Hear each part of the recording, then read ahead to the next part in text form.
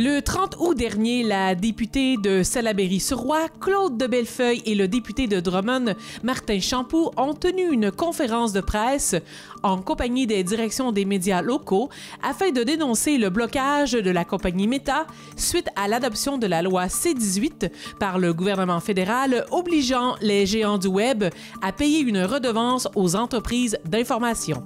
Aujourd'hui, dans le fond, va circuler un texte, puis on va envoyer à toutes les municipalités aussi. Une déclaration commune de plusieurs médias de votre circonscription. En quoi consiste exactement cette déclaration? En fait, je pense que c'est un tour de force qui exprime bien l'urgence de la situation, c'est-à-dire que tous les propriétaires de médias régionaux, locaux, qu'ils soient numériques ou plus traditionnels, se sont unis aujourd'hui pour s'entendre sur un texte, pour crier, dans le fond, l'urgence pour dénoncer Meta, de ne pas être capable on n'est plus capable de partager nos nouvelles. Donc, c'est une urgence. Puis pour dire aux citoyens, on aime nos médias locaux, régionaux, il faut maintenir notre amour pour eux en allant directement sur leur page.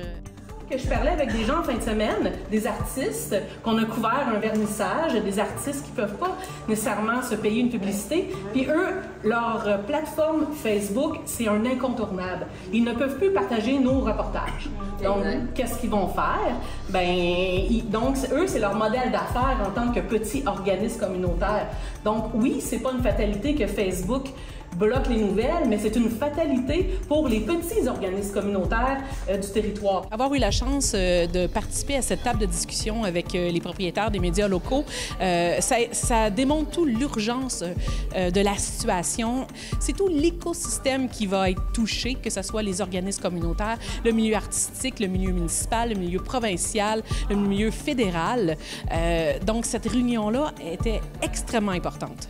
Alors, ma part là-dedans, comme députée, c'est d'utiliser tous mes outils que je possède comme députée, comme mes publications parlementaires, mon franc postal, tout ce que je possède comme moyen d'atteindre les électeurs, d'atteindre les citoyens pour les informer de la situation et surtout leur donner tout ce qu'il faut pour qu'ils maintiennent leurs liens avec leurs médias locaux et régionaux.